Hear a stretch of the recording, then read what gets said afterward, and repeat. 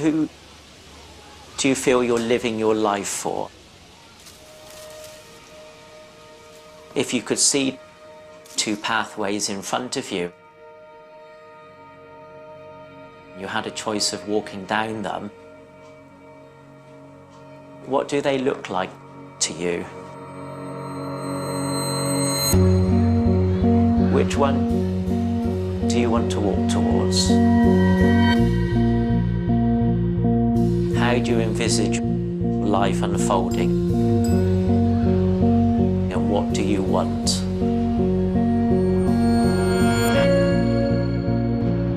I don't care what you say, but I just want to settle. It's very hard to talk about it now. I didn't really want the baby. I knew that I wasn't a murderer. I can't let myself get attached. Abortion still divides us. It's been legal in Britain for over 40 years. But rarely do we hear from those who actually go through it. Whatever your position, the stories in this film might make you think again. What do you perceive is growing inside of you?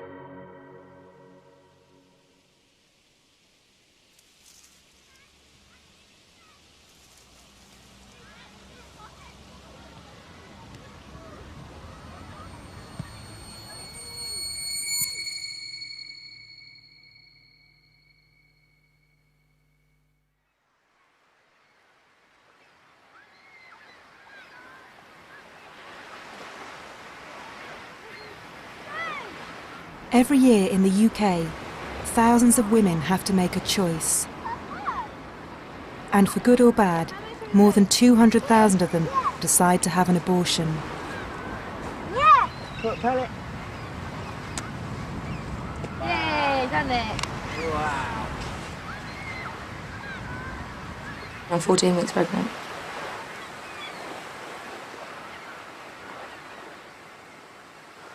I've been trying not to think about it because Jensen's hyperactive, Jacoby's still a baby, and I'm not with Leon anymore.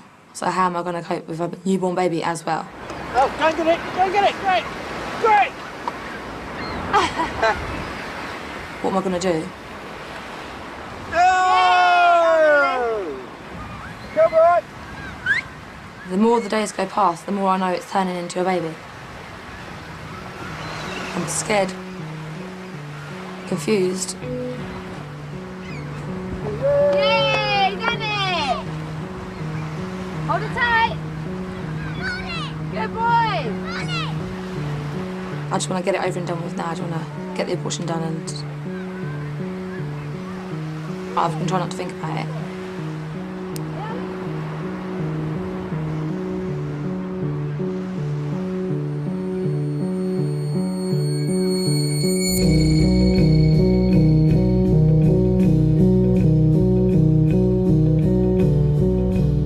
When you consider your situation, are you aware of what your instincts are telling you to do? And what do you want for yourself?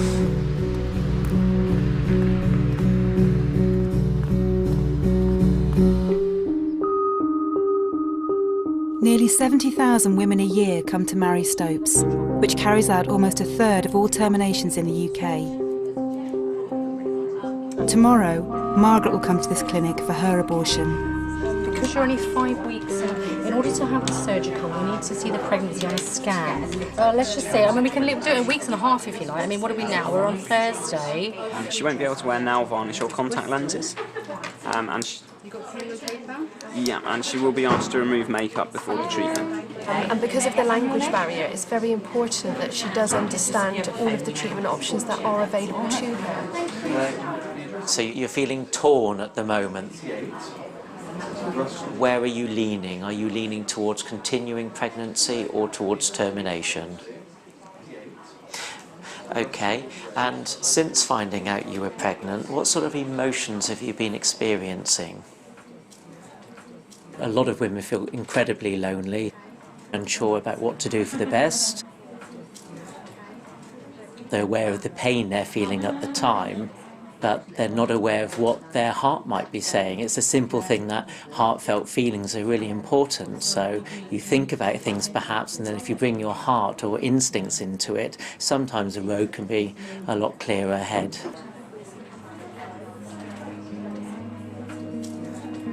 It is one of the most difficult decisions a woman would ever make.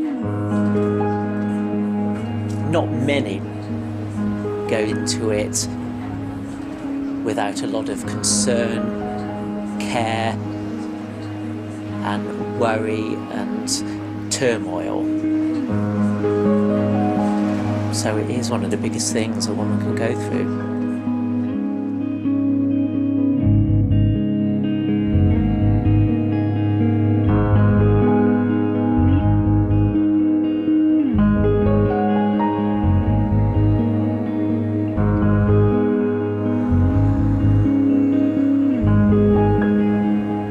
I did feel a sense of guilt.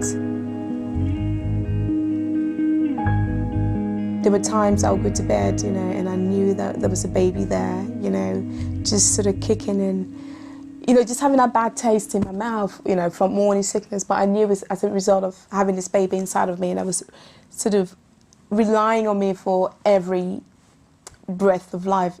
You just have to look at the bigger picture and realise, like, what can you do for this baby?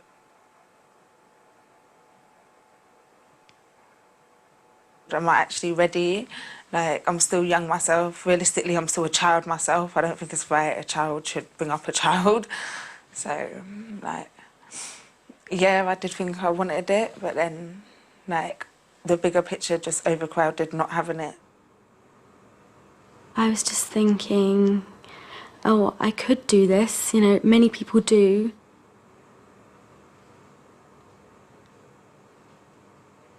And I was thinking, like, oh, what if it's a boy or a girl? And all these stupid things that you probably would think of anyway. And then, well, what if, you know, what if I'm producing the next Albert Einstein? And really stupid things like that. And then I think, no, because you'll never know, and there's no point thinking like that. So, yeah. I know the decision's right. You can't change, do you know what I mean? There's no point having the regret.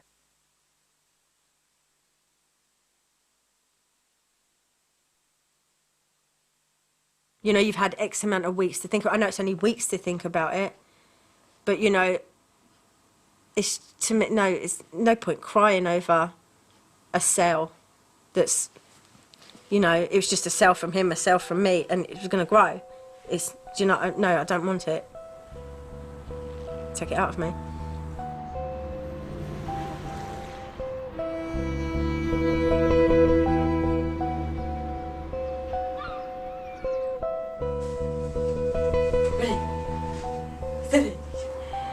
Ready, there you go.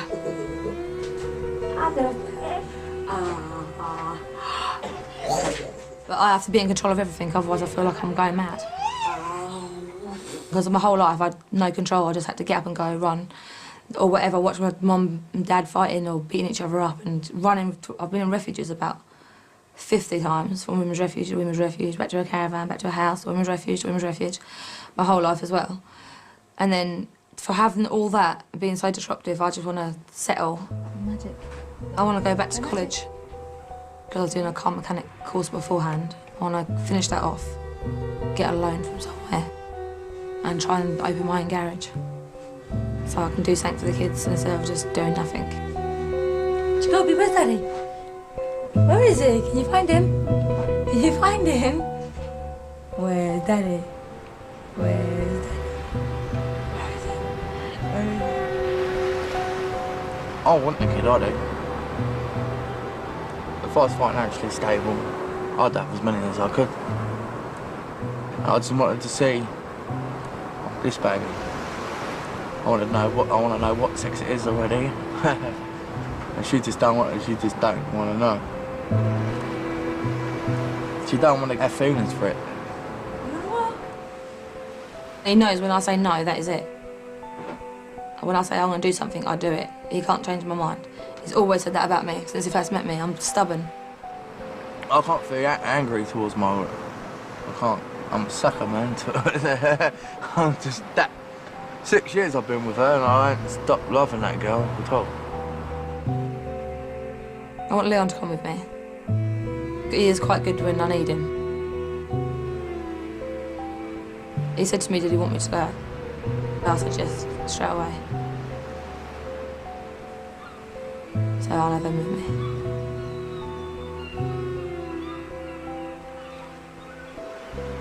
I don't feel scared now. But I think I probably will tomorrow when I'm actually walking in there. Then I'll feel scared.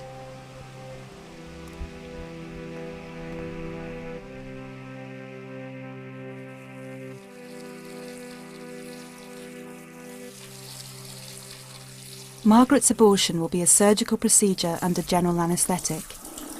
Mary Stopes' senior clinical consultant will perform the operation.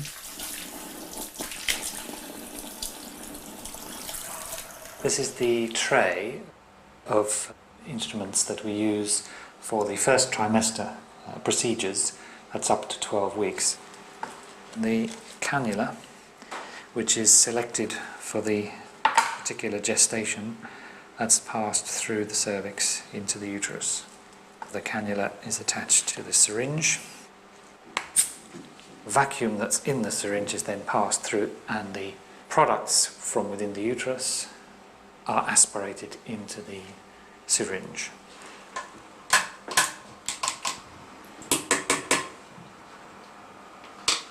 And that's the sac of a pregnancy of about six to 7 weeks. And these are the tissues that line the uterus or line the womb that are outside the sac.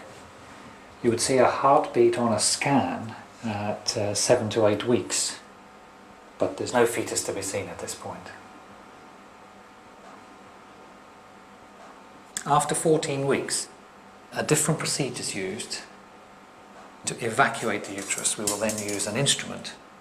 Various parts of the fetus are grasped, separated from their body and brought through the cervix, piecemeal.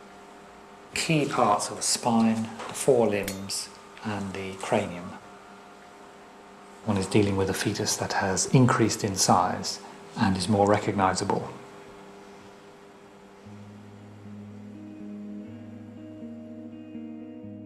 It's an extraordinarily difficult decision to make at any gestation.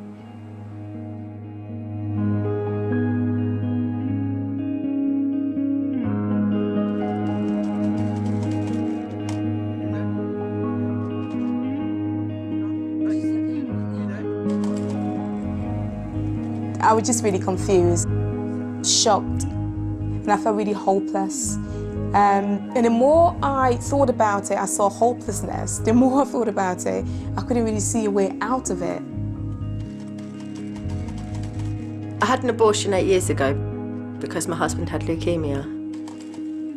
Craig was born 4 years after Nathan, and we fell pregnant again, and it was just no, because Lee was, you know, with his leukemia being diagnosed, our whole lives had been turned upside down, and there just wasn't room to have this baby. I never had no one to talk to at all. It was lonely, it was kind of lonely, but I just wanted to hurry up and get it done and move on with my life. Oh! Put that in your mouth.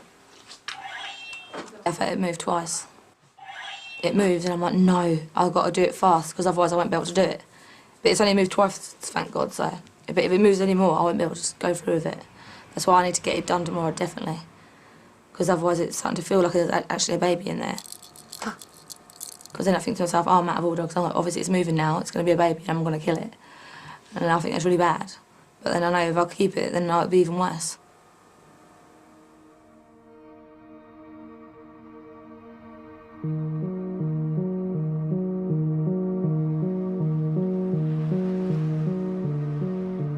I thought about having it, but very, very briefly.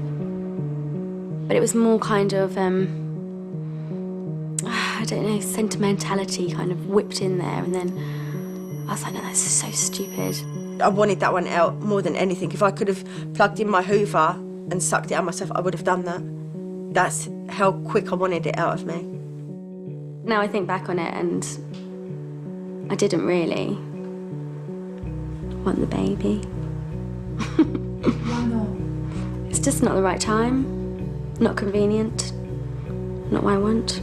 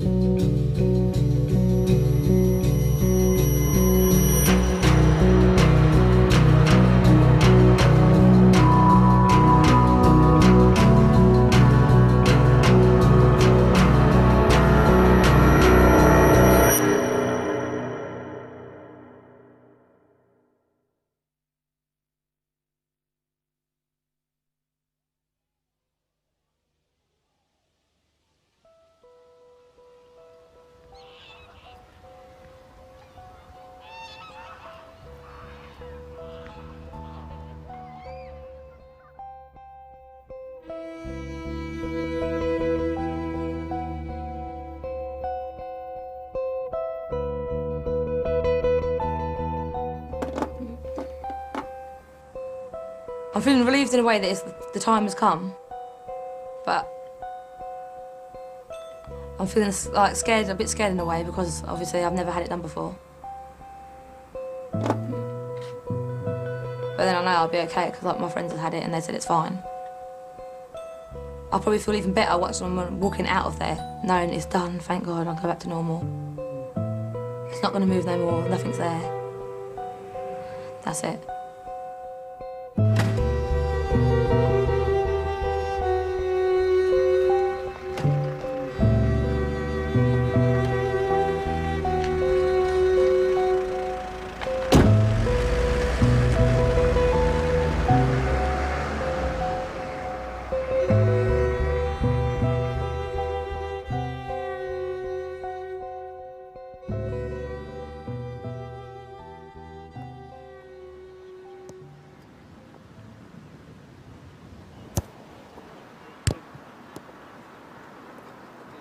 I was widowed at 24. I've had partners since Lee. I was in a relationship recently and I fell pregnant. So we spoke about, you know, the happy family thing, which is what I want. That's all I've ever had. It's all I know. So, you know, like when we spoke about, you know, the happy family thing, it was like, yeah, I am ready. So, like, I was quite shocked he never asked me to keep the baby. You know, because when we was together, we'd always, like, spoke, you know, about having children. You know, it was never a thing that he said he didn't want children, you know, because he had said he wanted it. And, you know, we used to, well, he'd even say as well, like, for a girl, if ever we had a girl, it should be called Chloe. Because he really liked that. No, we'd even, like, discuss things like that. I'm originally from Liberia. 15 years ago, I fled my country as a result of the Civil War. I knew that education was the only key. So when I came to England, I came here with the ambition to really achieve. I had this one friend who seemed really, really, you know, compassionate, and he was really there for me. Somebody I could really talk to when I was feeling down and low. One thing led to another. We did it.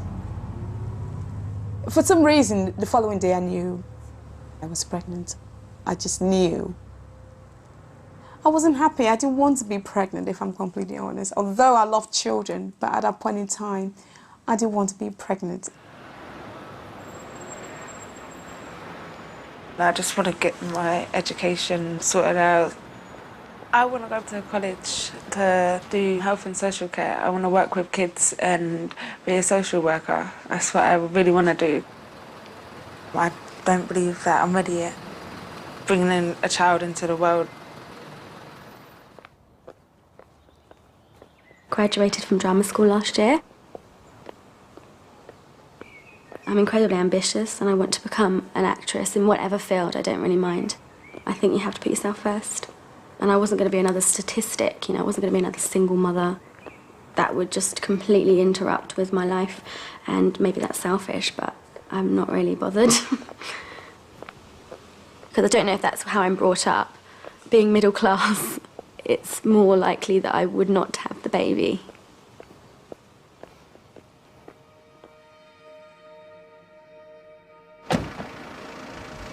It was like my dream, somebody took it away from me. Everything that was so precious had disappeared at that very moment. Life just seemed really pointless. There's two choices, isn't there? Do one or the other, there's no in between. You just have to be certain and go with it. Either way.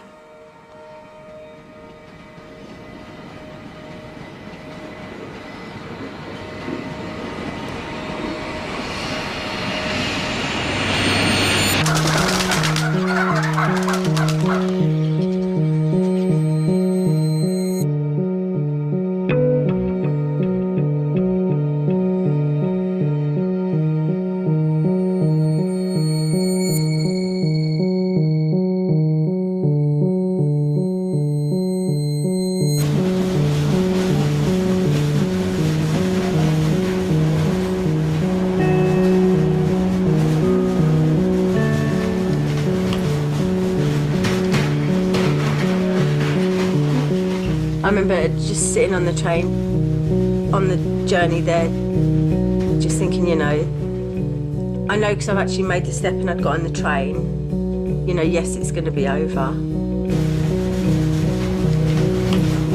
I still thought he'd be man enough and say, I do love you, let's, do you know what I mean? Like, he tells me he loves me. So I part of me, yeah, I did think, I'd say like 90% I thought, yeah, he was going to turn around and say, don't go.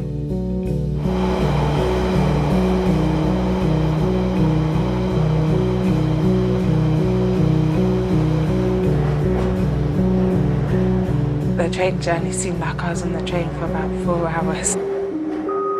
On the train, I actually see about 3 women that I was actually heavily pregnant, and I couldn't stop watching them for some reason. I was a bit upset seeing pregnant women whilst I'm going to get rid of a child. Going over with myself if it was the right thing to do, making sure it was the right thing to do. A couple of times I just wanted to get off the train and come back, but I didn't.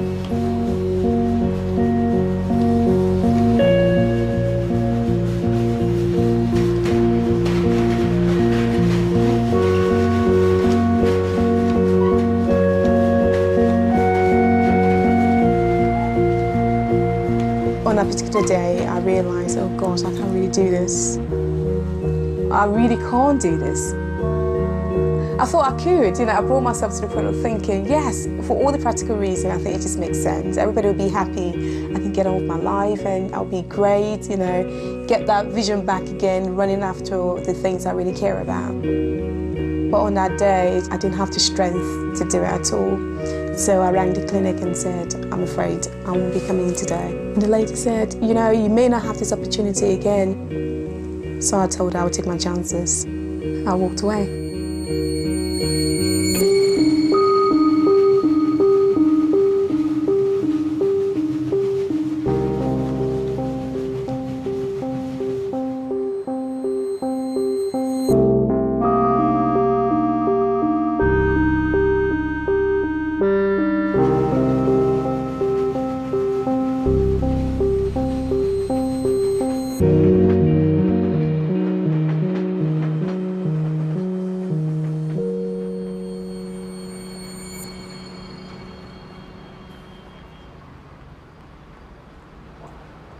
I was outside this bloody church in Ealing.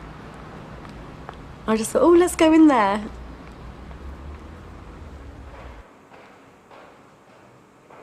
I don't know why, because I don't really like churches. And I just felt all like Madonna, like Papa Don't Preach. And it just felt really dramatic. at the time I was feeling quite like, quite serious, quite kind of thoughtful. And I was thinking about God. It's just ridiculous because I don't believe in God.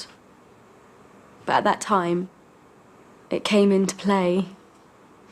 Maybe think maybe I'm doing the wrong thing, which I wasn't at all. So no, it wasn't really a good idea to go in there. Stupid idea. Just feel like, oh, I am a sinner. Really? Yes. Do you really think you're a sinner? No, I don't think I'm a sinner, but those places make you feel like that. Well, I suppose I am a sinner. I think everybody is. So there's no point people saying that they're holier than thou, because everybody's got their vices. Just admit to them and admit everyone makes mistakes. Do you think it's a sin to have an abortion? No, I don't think it's a sin at all. I don't.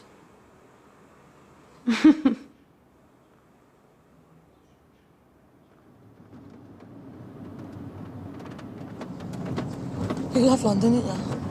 It's top notch, isn't it?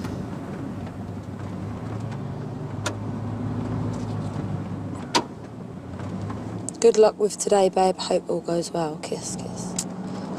And my best friend, good luck. Text when you get back. She don't believe in abortion. So you worked out when the baby would be due? Yeah. When is that? 29th of March. It's the exact same day as my sister-in-law.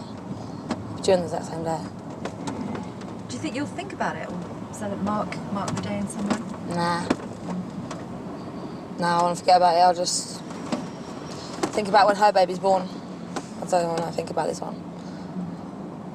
Can't really mark something that you didn't have in the first place, basically.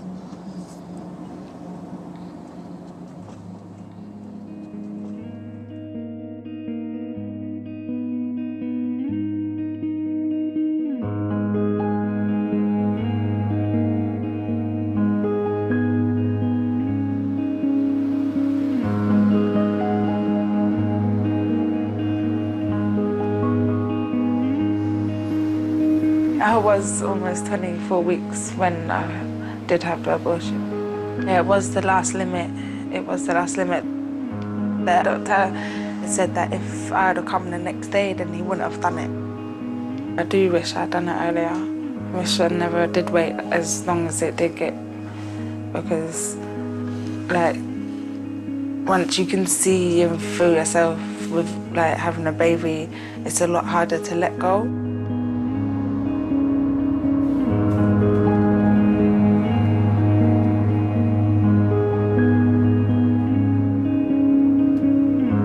Feeling really alone, I thought maybe I really ought to listen. What is the point of fighting? Why am I so stubborn? I started to listen to the sound of reason, really, and I decided I would go ahead with the abortion.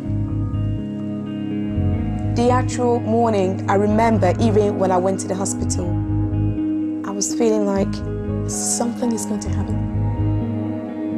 I'm probably going to fall down the stairs and I'm going to have a miscarriage, or this angelic person is going to come and say, I've sorted it all out, I've got a house for you, I've got this pile of money, you're going to raise this child, you don't have to go through with it. Each corner I turned, I just felt somebody who was just going to take me by the hand, and I kept sticking my hand out just in case I'd miss this person. I was trying to be really obvious. Maybe I was just going crazy. Yeah, that was my state of mind, all over the place, wanting to be rescued. But that didn't happen.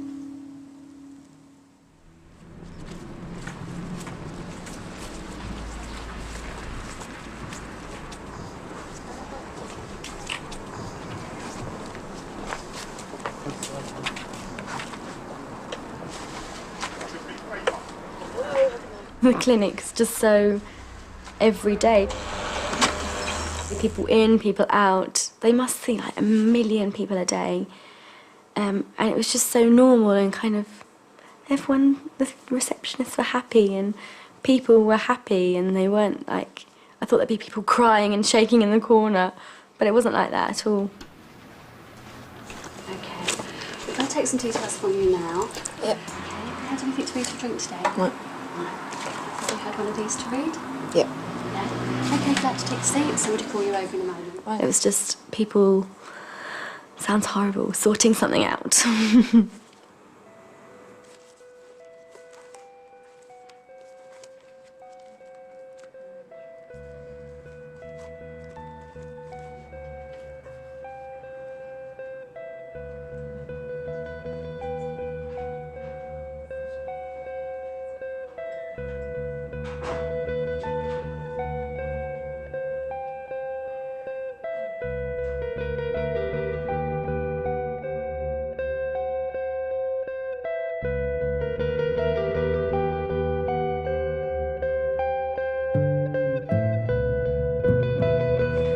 Margaret.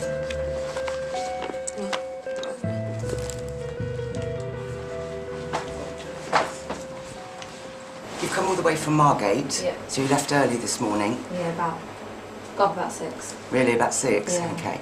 Right, okay. Right, I need to ask you why you've decided to have a termination. Yeah, because I've got 2 kids already, Right. and they got health problems. I won't be able to cope with another one. Right, and you're absolutely sure of your decision? Yeah. And are you absolutely sure of your decision? Yeah, I'm cool. You're cool? I'm cool. Okay. Were you using contraception, Margaret? No. You weren't? Okay, and what kind of contraception do you think you'll use in the future? I'm going to get the implant in the arm. The implant, that's very good, yeah, that will last you a while. Okay, is there anything that you need to ask me at all? No. Never had a miscarriage or a termination? No. Right, how many weeks do you think you are? 14. 14. Okay, if you pop your jacket off, lie on the couch for me, please. Right. I'm going to pop some gel on your tummy. There we go. Right.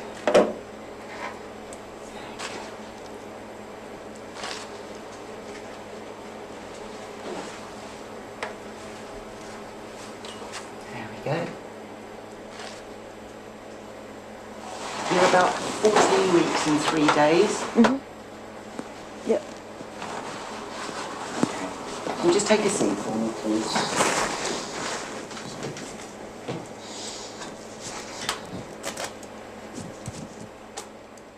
It was just curiosity. What does it look like at that stage? So, you know, yeah, I wanted to look. It's like intrigued by it. I did want to have a look at it. And how did that make you feel when you saw it? I just want to, you know, it's going to be something, you know, I'll never see grow up. It's never going to grow into a baby. And, you know, I just wanted to see for myself what it actually looks like. I didn't think to look at it. There was really no point. Why look at something? But it was nothing anyway. I mean, it's such a small thing. I could see like the little head and stuff, like the little body and that, but I couldn't actually see everything perfectly. But just seeing like a shape there was good enough for me, sort of thing.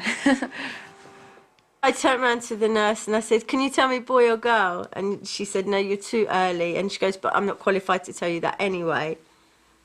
But part of me, I don't know, if she'd have turned around and said, "Yeah, a girl," I'd have probably like jumped off the table, because that was, yes, we'd planned, we said we was going to have a girl.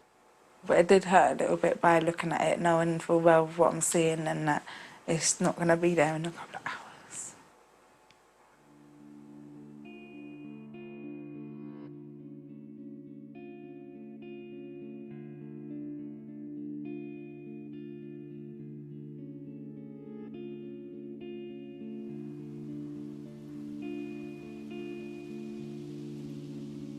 It didn't seem real until I got the scan done, and I was like, whoa, this is real now. I didn't like doing the scan bit. What was it like for you doing the scan? Horrible, I didn't like it at all. Because usually I get to see the screen and get given the picture. And for me not to see nothing, it was quite horrible. I just wanted to quickly pick up and look at it, but I didn't. But I still want to do it. No matter what, I'm still going to go through with it.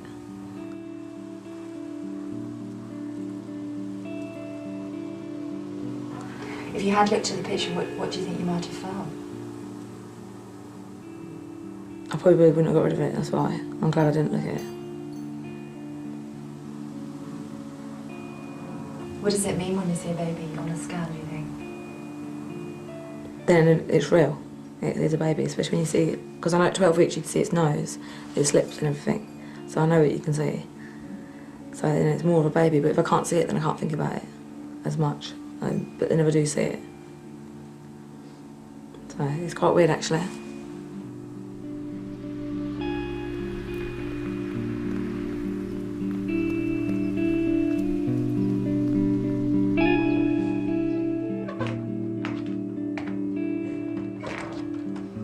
Hello. Hello, Margaret. Okay, we're ready for you now. Come with me.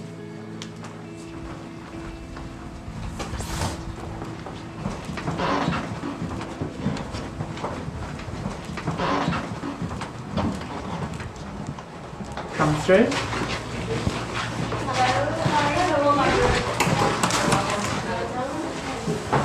Bring your bottom here. Little bit tiny out. More bit smaller, a little bit. That's fine. So, okay. And let's see for your oxygen. Alright? Okay.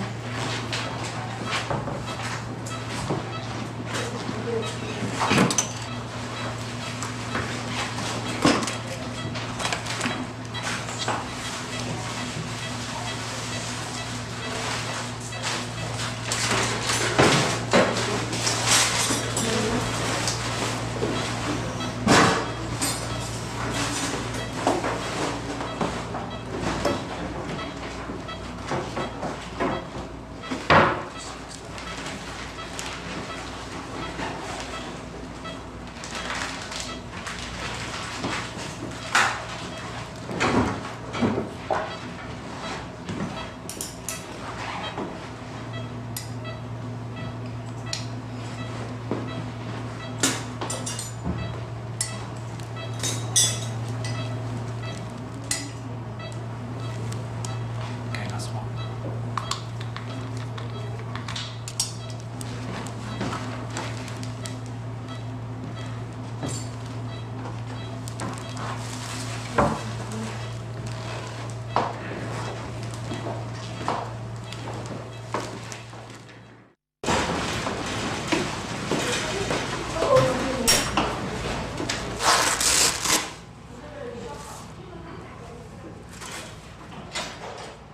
I had to be induced because I was so far gone, and the particular method of abortion is to imitate an sort of miscarriage. The miscarriage I've been crying for and praying for. It was something that, you know, I was offered, really. So this woman came and said, it's needed time. So she called the other nurse and, you know, strapped to the bed and stuff. And, yeah, that was the end of that. I gave birth to this little tiny baby. I saw them carry the baby in a carrier bag. And it was then I just felt this is, you know, there was this shame, blanket of shame that covered me. It was just saying, you know, what a waste of life. That would have been my baby. It's my baby to carry. And it was just carried away in that bag. And I think that was the moment I felt this can't be real.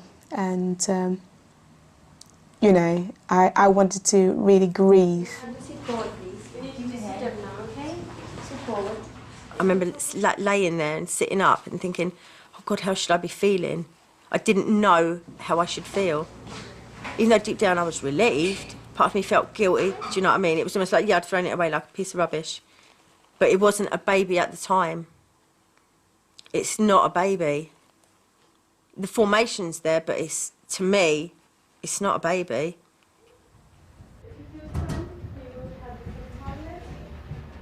It's real hard to talk about it now, because I know what I've done. I don't feel bad with what I've done, I just feel as if I could have a baby right about now and I haven't. That makes sense.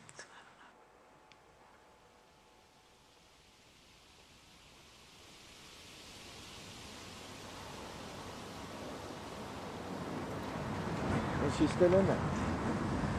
Yeah, she's out in a little. Alright. Alright, I'll tell her to ring her when she gets out. Alright, and speak to her. Bye bye. Who's that? Margaret's mum. You worried about her? Yeah, she wanted to know if we was on our way home yet. And everything alright. I said, yeah, fine.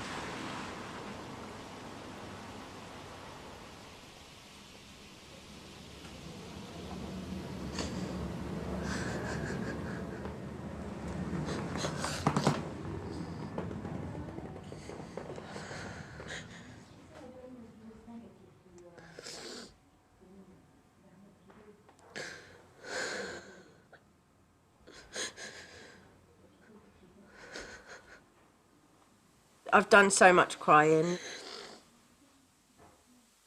It's not right, it's done. You know, there's no point in it eating me up for the next X amount of years.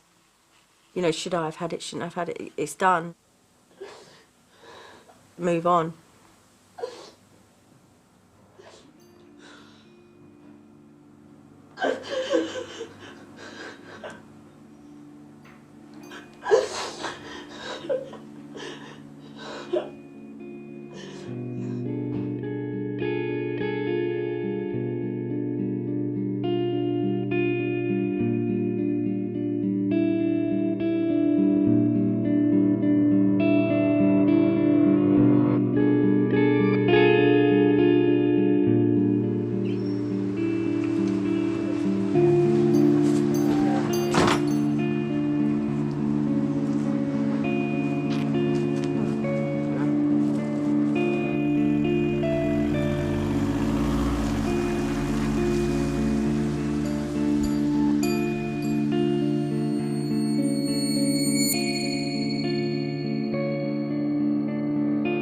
How will you look after yourself afterwards? Can you explain a little more about that? Guilt. Relief. Is that what you feel? Now, from this moment on, what do you want for yourself?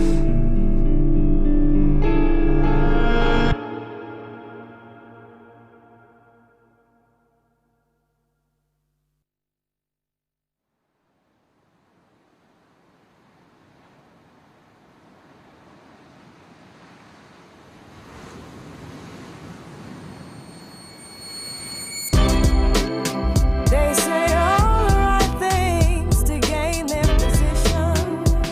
They use your kindness as their ammunition to shoot you down in the name of ambition. They do.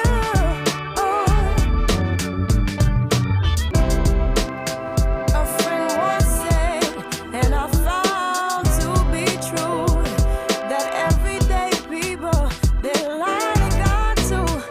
So what makes you think that they won't lie to you?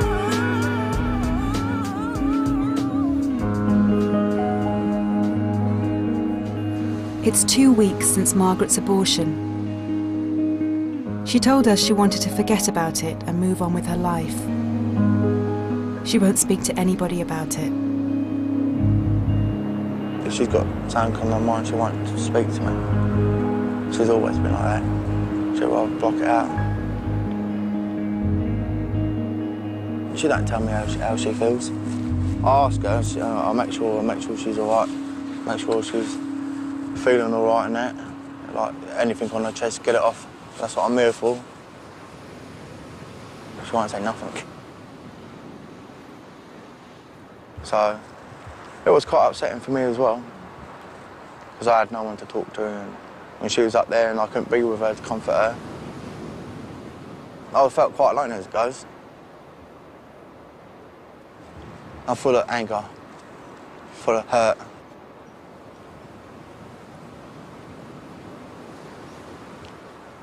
I'd love to have another kid with Margie. I wanted that one, but what can you do? you know? There's something you can do about it.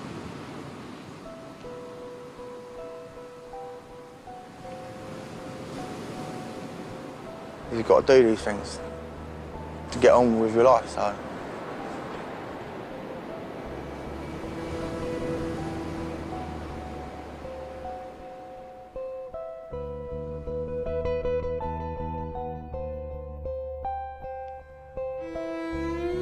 When I'm dancing, I feel like I'm free, as if like I'm in another world. To help me forget and to help me like understand.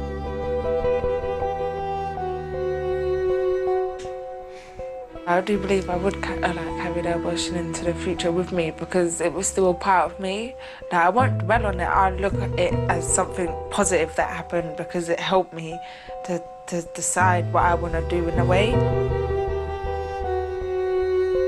Being in a situation where you've realised that you could bring another life into this world does make you grow up a lot faster.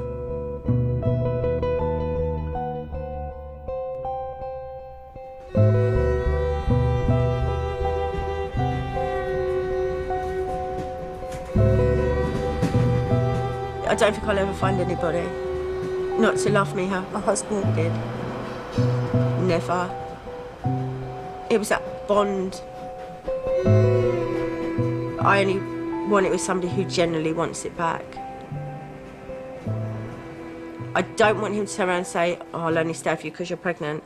I want him to be with me because he truly loves me, for me, not for what we'd produced together. And that's what's hard. You know, that family word, that does mean something, but you don't know what it means until you've lost it. It is such a special thing to have.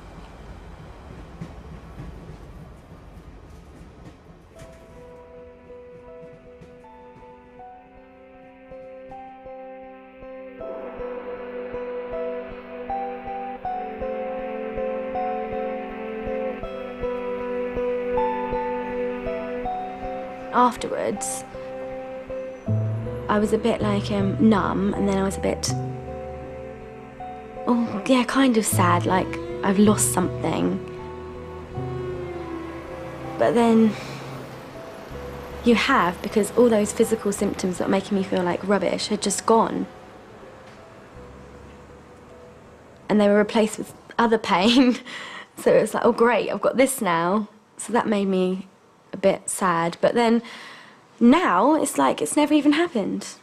So yeah, it's all good.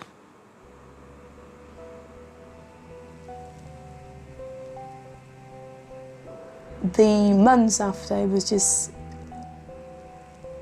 living life for the sake of living. I was existing. I was living a life of existence. It's normal and human to feel a degree of guilt.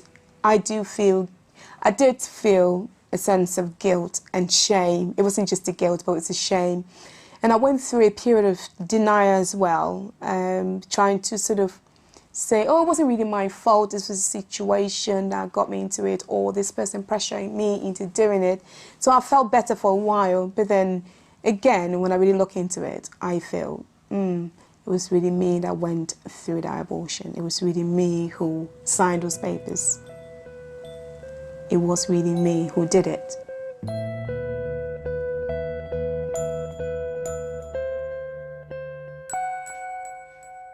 It would have been born around my birthday. Every time I'm a year older, it would have been a year older. In a way, like, that's why I know I'm always going to remember, like, every time my birthday comes around, like, I know that's gonna, I don't know, I'll be counting, like, it's life sort of thing. And in a way, I wish I'd never, but it's a bit hard when you know that it would have been born around your own birthday. Like, and I've always, since I was little, I just love my star sign, unless I'm a Leo. So I just wanted my baby to be the same star sign as me. And to know that what it was, it did hurt to know that I was getting rid of it. Because it's what I've always wanted since I was a little girl. So, but, you know, it just...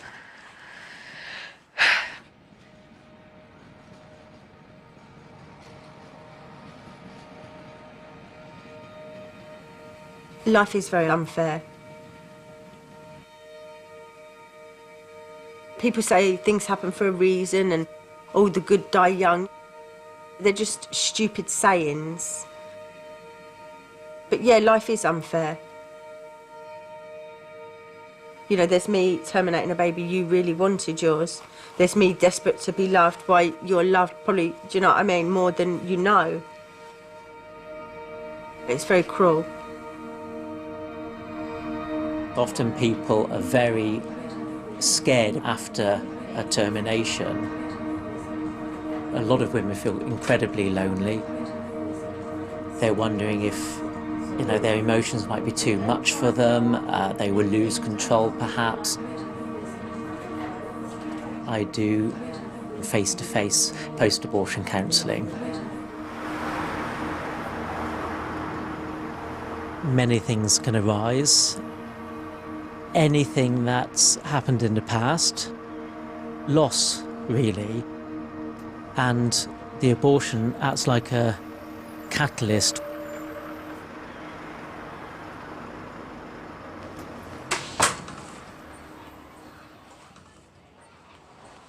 Hi Cheryl. Hi. Okay, if you'd like to take a seat there.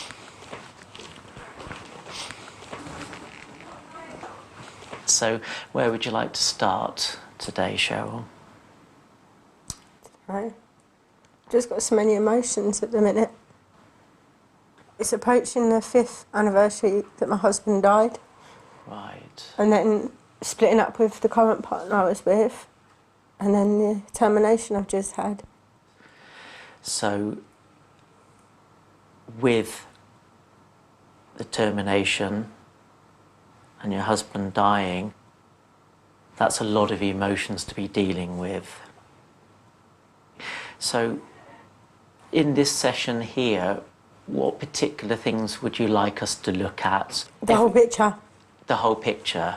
All right, so where out of that would you like to start? Probably with Lee dying. Lee dying, okay. I don't think I've ever really accepted it. No.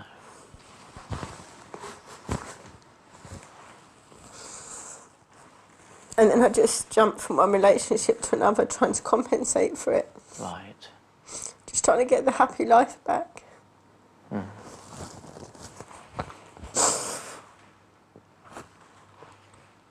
Have you found that at all up to now? No. No, no. You mentioned the termination as well, and that's on top of losing Lee, isn't it? And how do you feel about having the termination in the first place? I don't know, the whole day I just thought, he'll change his mind. And then the reality, you know, I had to go through with it. So for you, even afterwards, you sound as though you're still thinking of how things could have been, perhaps. I just like to, can I live in like a bubble world where everything's perfect? Yeah. Like I walk down the street and I see happy couples and I just pretend that's what I have back home.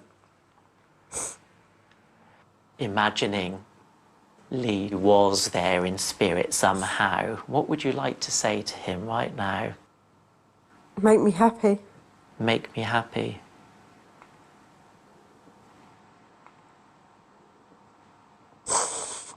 What do you think you might begin to do with these emotions concerning the termination? What about beginning to start caring for yourself? I don't know how to. To me, I'm just slap on another load of makeup and, you know, just cover it up. Mm-hmm. So does that mean not being genuine? Yeah, I'm fake. Mm-hmm. Do you hate yourself? Yeah. And why do you hate yourself? Because I've been such a fuck up since Lee.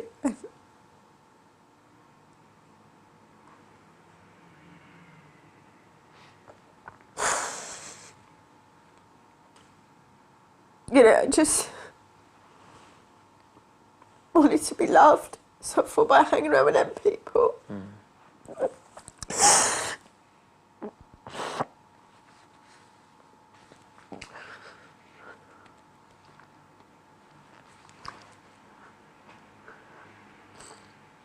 want to be loved.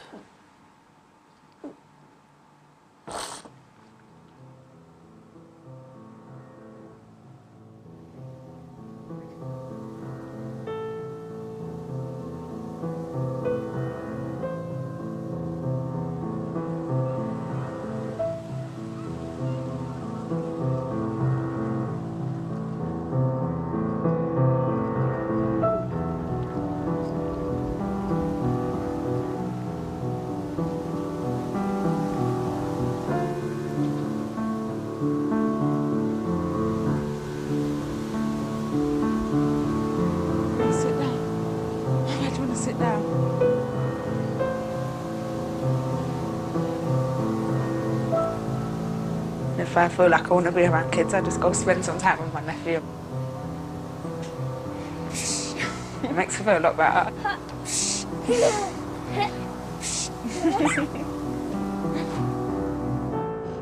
I'm going to be, I'd love to be a mum.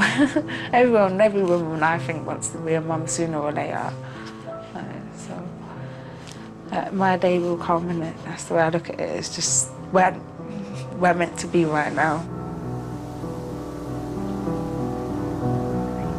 Just let go now, yeah? Ready?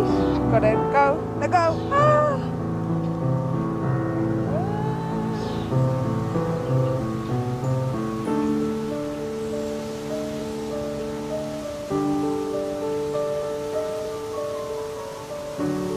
It's gone now.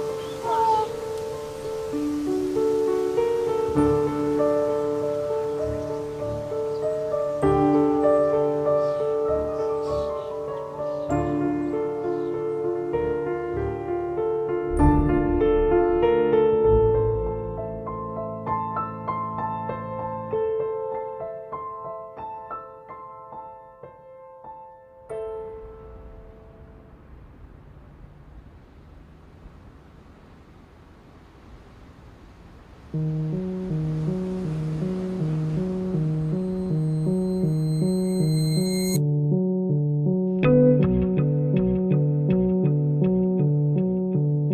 You're booked in for 10:55, okay, so yeah, if you're... Would you like 12 o'clock or 12:20? This is 6 weeks, 5 days. Give us a call back, we are 24 hours, okay?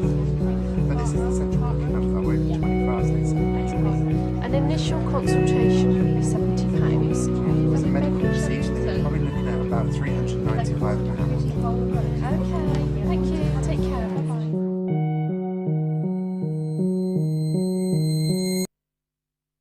If you've been affected by the issues raised in this programme and would like to speak to someone in confidence, you can call the BBC Action Line on 08000 934 934. Calls are free. This programme is part of the BBC's Bare Facts season. To find out more, visit bbc.co.uk/barefacts.